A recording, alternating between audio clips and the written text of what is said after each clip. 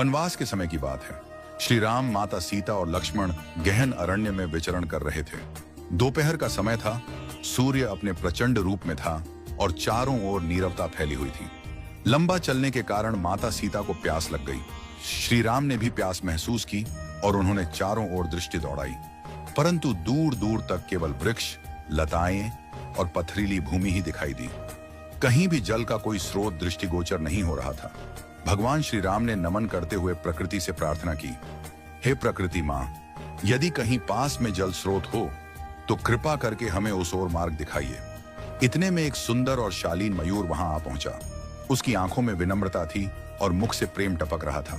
उसने नतमस्तक होकर श्री राम से कहा, प्रभु, यहां से कुछ दूर एक जलाशय है, यदि आप आज्ञा दें तो मैं मार्गदर्शक बनकर आपको वहां तक ले चलूं। श्री राम ने मुस्कुराकर कहा, प्रिय पक्षीराज, यह तो अत्यंत पुण्य का कार्य है, परंतु तुम इतने चिंतित क्यों हो? मयूर ने धीरे से उत्तर दिया, प्रभु, मैं उड़ता हुआ जाऊंगा और आप पृथ्वी पर चलेंगे।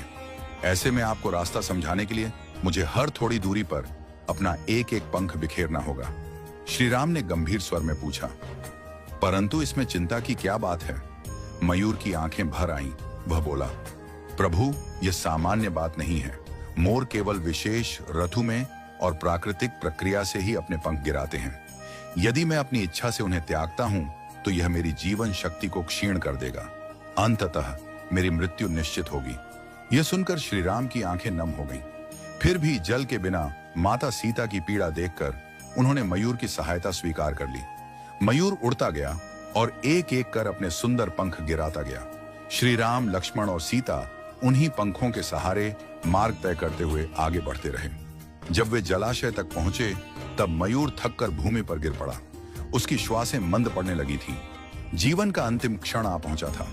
उसने भगवान श्री राम की ओर देखकर कहा, प्रभु, आप वही हैं जो संसार की तृष्णा मिटाते हैं। आज मुझे इस पुण्य का सौभाग्य मिला कि मैंने आपकी तृष्णा मिटाने में योगदान दिया। मेरा जीवन धन्य हो गया। अब कोई भी इच्छा शेष नहीं है।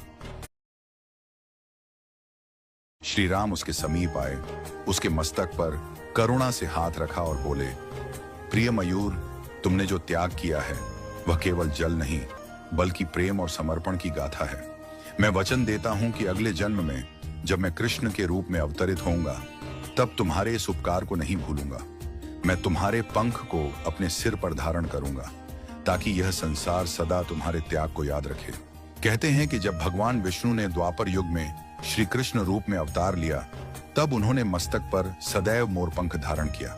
वह पंख कोई साधारण आभूषण नहीं था, वह एक आनंद की पूर्ति थी, एक पक्षी के समर्पण, प्रेम और सेवा का सम्मान।